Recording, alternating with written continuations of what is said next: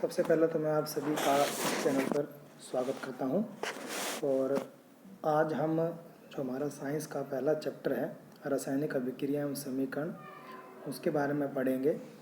और इस वीडियो के अंदर आपको प्रॉपर नोट्स के हिसाब से ही काम करवाया गया है, तो इसे आप ज़रूर अपनी कॉपी पर नोट कीजिए। और मैंने हर एक परिभाषा के साथ में उसका उदाहरण देने की कोशिश की है, समीकरण भी लिखने की कोशिश की है। और हर समीकरण को लिखना आसान नहीं है, इसलिए जो भी मैं आपको समझा रहा हूँ उसके आधार पर जो उसके अंदर और भी समीकरणों के उदाहरण है वो आपको खुद अपनी बुक से ऐड करना है।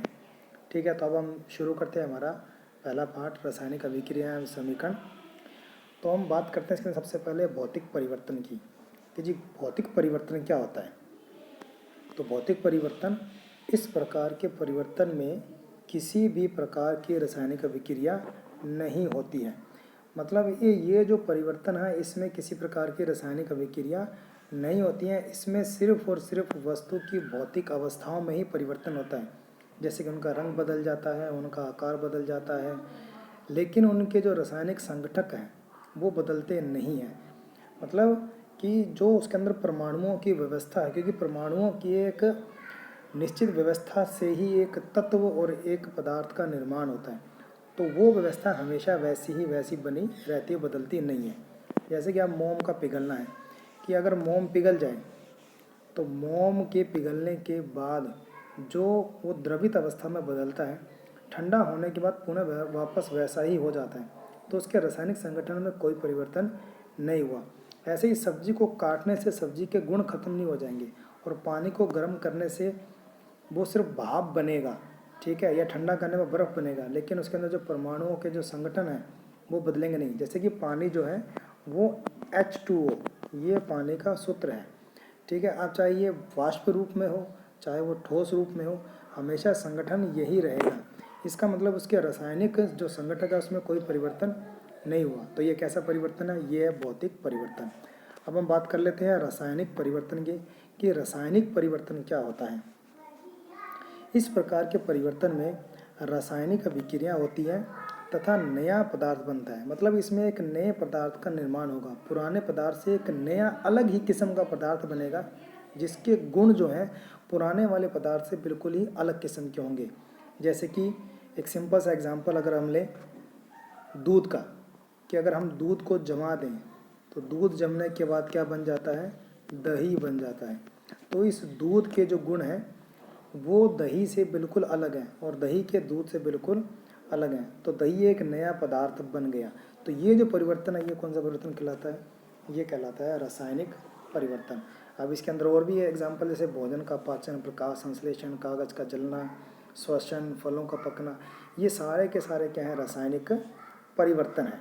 तो रासायनिक परिवर्तन के अंदर परमाणुओं के संगठक बदल जाते हैं, ठीक है, वो एक परमाणुओं की नई व्यवस्था बनती है जिससे एक नए किस्म का पदार्थ बनता है जिसके गुण बिल्कुल पुराने वाले से अलग होते हैं। अब हम आगे बात करते हैं रासायनिक अभिक्रिया यानी कि रासायनिक अभिक्रिया की परिभाषा की। तो रासायनिक अभिक्रिया वह अभिक्रिया है जिसमें नए पदार्थ नए गुणों के साथ बनते हैं, कि एक नए पदार्थ का निर्माण होगा और गुण क्या होंगे? बिल्कुल नए किस्म के उसके अंदर गुण होंगे। जैसे मैंने अभी आपको बताया था कि दूध, जब हम दूध को जमा देते हैं तो क्या बनता है? दही बनता है। तो दही के जो गुण हैं इस पुराने पदार्थ दूध से बिल्कुल क्या होंगे? अलग होंगे। एक बिल्कुल अलग किस्म का एक नए किस्म का पदार्थ बन जाएगा, ठीक है। जैसे कि अब लकड़ी को जला दें, ठीक है, अगर हम लकड़ी को जलाएंगे तो क्या बनता है? लकड़ी को जलाने पर राख बनती है और कोयला बनता है। तो ये राख और ये जो कोयला है इसके गुण जो है लकड़ी से बिल्कुल ही अलग किस्म के होते हैं, बिल्कुल ही अलग किस्म के गुण होंगे। तो ये थी रासायनिक अभिक्रिया की परिभाषा। इसके अलावा एक परिभाषा और भी है इसके अंदर, एक परिभाषा और हम उसकी बात कर लेते हैं कि वह अभिक्रिया जिसमें पदार्थ अपनी प्रकृति तथा गुणों को खो देता है और एक नया रासायनिक पदार्थ का निर्माण करता है जिसके गुण मूल पदार्थ से बिल्कुल अलग होते हैं। तो ये हमने इसकी बात कर ही ली है। हम बात करते हैं रासायनिक अभिक्रिया में होता क्या है, कि असल में रासायनिक अभिक्रिया जो होती है उसमें होता क्या है। उसके अंदर क्या होता है? रासायनिक अभिक्रिया में नए बंध बनते हैं, नए बंध बनेंगे, पुराने बंध टूटेंगे, नए बंध बनेंगे। पुराने बंध टूटते हैं, परमाणु पुनः विस्थापित होते हैं, नए पदार्थ नए गुणों के साथ बनते हैं। मतलब ऐसे नए पदार्थ बनते हैं, नए गुण होते हैं उनमें, परमाणुओं की पुनः व्यवस्था होती है, पुराने बंध टूट जाते हैं। बंधों के बारे में हमने थोड़ा बहुत 9th क्लास में पढ़ा हुआ है कि हमने सहसंयोजक बंध, ठीक है, उपसहसंयोजक बंध, सहसंयोजक बंधों के बारे में बात की हुई है। तो ये उन्हीं बंधों की बात हो रही है।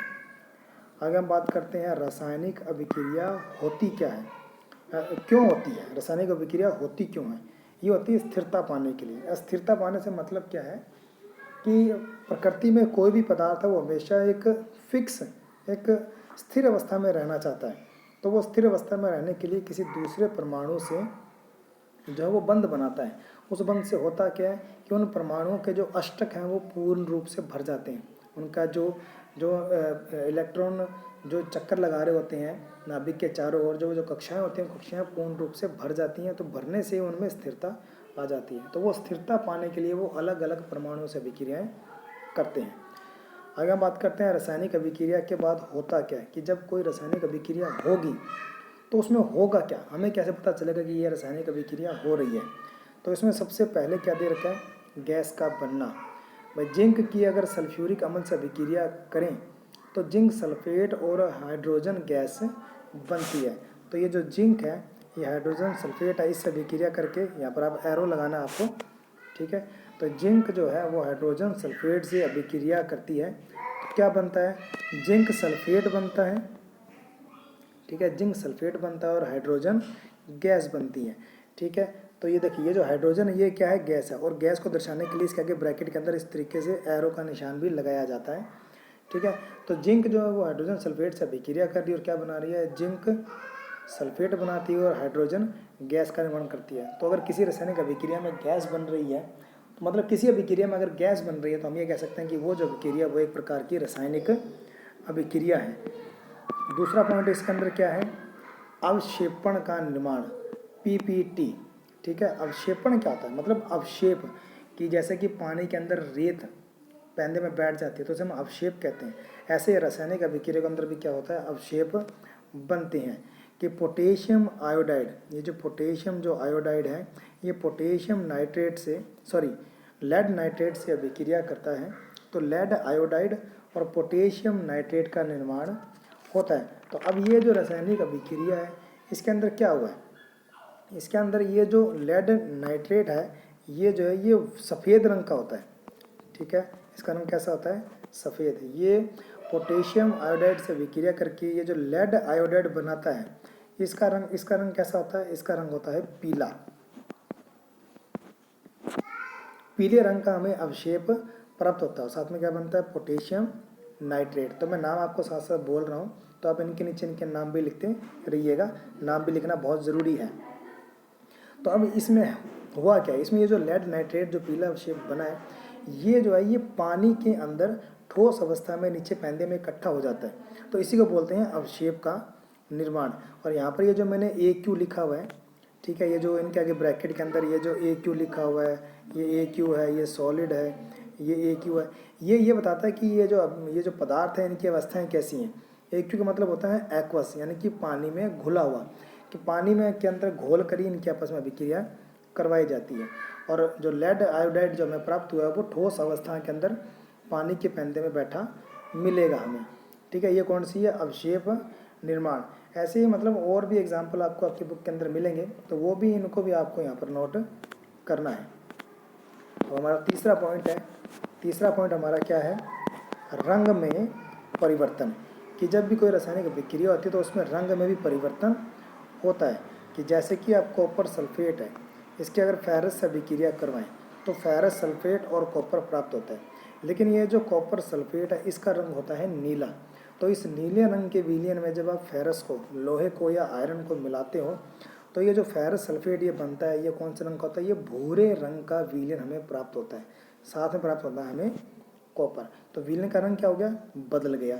इसी प्रकार से अभी हमने जो बात की थी पोटेशियम नाइट्रेट की और लेड नाइट्रेट की, तो उसमें बताया था मैंने कि लेड नाइट्रेट वाइट होता है और अवक्षेप जो है वो पीले रंग का बनता है। तो ये भी क्या है, रंग में परिवर्तन है। आगे हम बात कर लेते हैं ताप परिवर्तन की, कि भाई किसी रासायनिक अभिक्रिया के अंदर ताप में परिवर्तन भी होता है।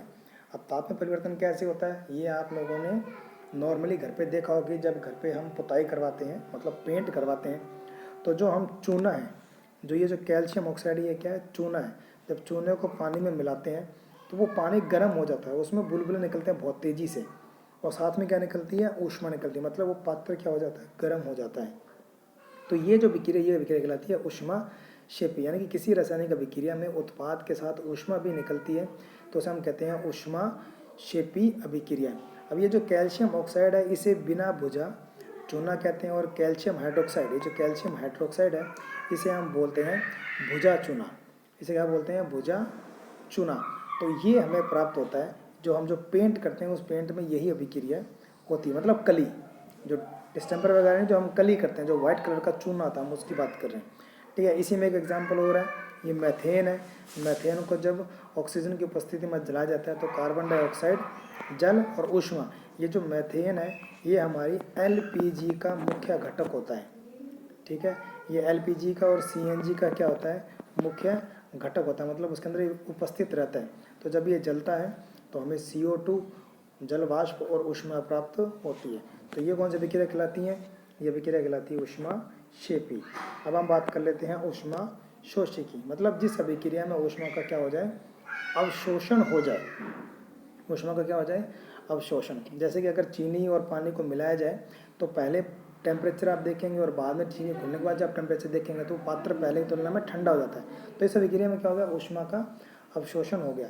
इसी प्रकार नाइट्रोजन की जब ऑक्सीजन से अभिक्रिया कराते हैं तो नाइट्रोजन ऑक्साइड बनती है, और इस अभिक्रिया के अंदर क्या था, ऊष्मा का अवशोषण होता है। ऊष्मा का क्या हो गया, अवशोषण हो गया। ऐसे और भी बहुत सी अभिक्रियाएँ हैं, जैसे कि अमोनिया है। जब अमोनिया को आप ताप देंगे, आप उसे गर्म करेंगे, तो फिर ये ताप देने के बाद नाइट्रोजन प्लस हाइड्रोजन का निर्माण करेगा। तो ये भी किस प्रकार की अभिक्रिया है, ये भी ऊष्माशोषी अभिक्रिया है। उसके अलावा और भी बहुत सी है, जैसे कि सिल्वर ब्रोमाइड है। अगर सिल्वर ब्रोमाइड को प्रकाश, सूर्य के प्रकाश में, ठीक है ना, जो सूर्य है उसके प्रकाश में अगर रखा जाए तो ये अभिक्रिया करके सिल्वर प्लस ब्रोमीन Br2 का निर्माण करता है। तो ये भी क्या है, ये भी ऊष्माशोषी अभिक्रियाएं हैं। ठीक है, तो आपको बहुत से जो एग्जाम्पल इसके अंदर जो समीकरणों के हैं, वो बहुत सी समीकरणों के एग्जाम्पल बहुत से अलग अलग परिभाषाओं, मतलब अलग अलग जो प्रकार हैं उनमें मिलेंगे। ठीक है, अब हम बात करते हैं, हमारा अगला जो पॉइंट है, अवस्था परिवर्तन। अवस्था परिवर्तन क्या, पदार्थ की अवस्थाओं में क्या जाता है, परिवर्तन हो जाता है।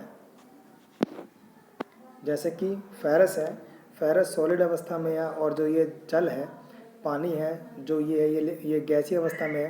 तो ये अभिक्रिया करके फेरिक ऑक्साइड का निर्माण करते हैं, जो कि ठोस अवस्था में है, और हाइड्रोजन गैस का निर्माण करते हैं।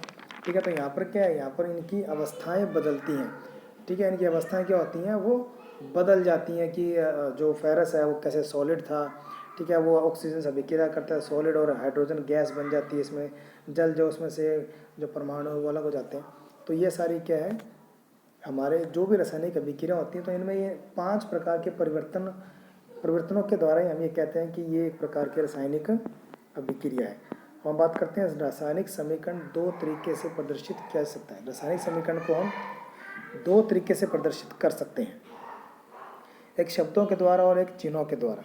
शब्दों के द्वारा जो भी हम बोल रहे हैं वो लिख रहे हैं, तो वो शब्दों के द्वारा है, और चिन्हों के द्वारा जो मैंने आपके सामने एग्जांपल दिया भाई, ये कौन सा है, चिन्हों के द्वारा। मतलब जो हम लोगों ने 9th क्लास में सीखा हुआ है कि हम परमाणु जो है उनको किस प्रकार से कैपिटल लेटर से लिखते हैं, बड़े अक्षरों से लिखते हैं, तो ये चिन्ह है। तो इन्हीं चिन्ह को प्लस और इन एरो के निशान, तीर के निशान से जब व्यवस्थित किया जाता है तो ये होता है चिन्हों के द्वारा। तो एरो के जो इस तरफ ये लिखे हुए ये कहलाते हैं अभिकारक, और ये कहलाते हैं उत्पाद। तो अभिकारक जो अभिक्रिया करते हैं, मतलब वो पदार्थ जो आपस में अभिक्रिया करेंगे, और उत्पाद अभिक्रिया के बाद जब हमें एक नया पदार्थ प्राप्त होगा। तो आप देख ही रहे हैं कि हाइड्रोजन एक गैस है, ऑक्सीजन एक गैस है, दोनों अभिक्रिया क्या बनाते हैं, जल बनाते हैं, जो कि क्या है, लिक्विड है। तो देखिए ये बिल्कुल एक अलग किस्म का पदार्थ हमें प्राप्त हुआ है। हाइड्रोजन के गुण अलग हैं, ऑक्सीजन के गुण अलग हैं, और जल के भी क्या है, अलग है। और हाइड्रोजन जलाने का काम करता है, ऑक्सीजन जलाने का काम करता है, पर जल जो है वो क्या करता है, वो बुझाने का काम करता है। तो देखिए ये हो गया रासायनिक परिवर्तन कि गुण बिल्कुल ही क्या हो गए, बदल गए। तो हम बात करते हैं संतुलित रासायनिक समीकरण की, कि संतुलित रासायनिक समीकरण क्या होती है। अभी जितने भी अपने पिछले एग्जाम्पल देखे होंगे आपने, सब में देखोगे उन एग्जाम्पलों में किसी का कि मैंने 2 लगा रखा है, किसी का कि 4 लगा रखा है। तो ये किस लिए, ये हमने समीकरणों को संतुलित करने के लिए। अब संतुलित क्यों करना जरूरी है, क्योंकि रासायनिक समीकरण हमेशा द्रव्यमान संरक्षण के नियम का पालन करता है कि इस पृथ्वी पर अगर किन्हीं भी चीज़ों को मिलाकर एक नया पदार्थ बनाया जाए तो इसमें कभी भी द्रव्यमान का नुकसान नहीं होता है। मतलब जितना पदार्थ हमने यूज़ किया था उतनी ही क्वांटिटी के अंदर हमें उत्पाद मिलेगा। अब ये नहीं कि उत्पाद कम ज़्यादा हो जाएगा, कुछ नुकसान नहीं होता है। ठीक है, तो अब संतुलित कैसे करते हैं, तो हमें सिर्फ ये देखना है कि परमाणुओं की संख्या क्या है दोनों तरफ। तो देखो यहाँ पर Mg है, यहाँ पर भी मैग्नीशियम है, यहाँ पर ऑक्सीजन है, यहाँ पर भी क्या ऑक्सीजन है। पर यहाँ ऑक्सीजन कितने हैं, 2, यहाँ कितना है, 1 ही है। तो इसको 2 करने के लिए हमें इस उत्पाद का 2 लगाना पड़ेगा। तो ये 2 लगाने से मैग्नीशियम भी कितने हो गए, 2, ऑक्सीजन भी कितने हो गए, 2। तो इस मैग्नीशियम के आगे भी क्या लगाना पड़ेगा, 2, जिससे मैग्नीशियम क्या हो गए, 2। तो इस प्रकार से ये क्या हो गया, संतुलित हो गया। तो दोनों तरफ परमाणुओं की संख्या क्या हो गई, बराबर है। तो जैसे इसके अंदर और भी बहुत से एग्जाम्पल है, जैसे कि ये था H2 + O2, विक्रिया करके क्या बनाता है, H2O बनाता है। अगर इसे संतुलित करना हो तो हमें क्या देखना है कि यहाँ हाइड्रोजन 2 थे, यहाँ पर भी हाइड्रोजन 2 है। पहले ऑक्सीजन 2 थे, ऑक्सीजन कितना है, 1 ही है। तो हमें यहाँ क्या लगाना पड़ेगा, 2 लगाना पड़ेगा। तो जैसे 2 लगाएंगे, ऑक्सीजन तो 2 हो गए, पर हाइड्रोजन कितना हो गए, 4, क्योंकि ये जो 2 है इस 2 से क्या हो जाएगा, गुणा करेगा। तो कितना हो गया, 4। तो हमें यहाँ पर भी क्या लगाना पड़ेगा, 2। तो ये समीकरण क्या हो गई, संतुलित। तो इस प्रकार से आप रासायनिक समीकरणों को क्या कर सकते हो, संतुलित कर सकते हो। तो इसमें और भी बहुत से उदाहरण हैं जिनको आपको इनके साथ में क्या करना है, नोट करना है। और जो हमारा पाठ का मतलब ये आधा पाठ हमने लगभग समझ लिया है, आधा पाठ हमारा बच गया, जिसे नेक्स्ट वीडियो में मैं लेके आऊँगा। एग्जाम्पल भी उसमें दिए होंगे, 2-2 3-3 एग्जाम्पल ऐड करूँगा। और बाकी जो एग्जाम्पल रह गए हैं वो आपको बुक से नोट करने हैं। तो आपको अगर वीडियो पसंद आया हो, समझ आया हो, तो वीडियो को लाइक ज़रूर करें, क्योंकि आपका लाइक ही हमें ये बताता है कि हमने जो काम किया है वो बच्चों को पसंद आ रहा है। और चैनल को सब्सक्राइब भी करें और वीडियो को शेयर भी करें। सब तक इस वीडियो को पहुंचाएं, अपने जितने भी दोस्त हैं, जितने भी क्लासमेट्स हैं, सब तक पहुंचाएं। और ज़्यादा से ज़्यादा वीडियो को शेयर करें, साथ में लाइक और चैनल को सब्सक्राइब करना ना भूलें। और अगर कोई इम्प्रूवमेंट कुछ भी आपको चाहिए तो कमेंट सेक्शन में ज़रूर लिखें। और इस चैप्टर के ख़त्म होने के बाद में मैं आपको बहुत से क्वेश्चंस हैं वो भी प्रोवाइड कराऊंगा, जिनके थ्रू आप अपने लेसन को अच्छे से समझ पाएंगे। तो आज के लिए इतना ही, धन्यवाद।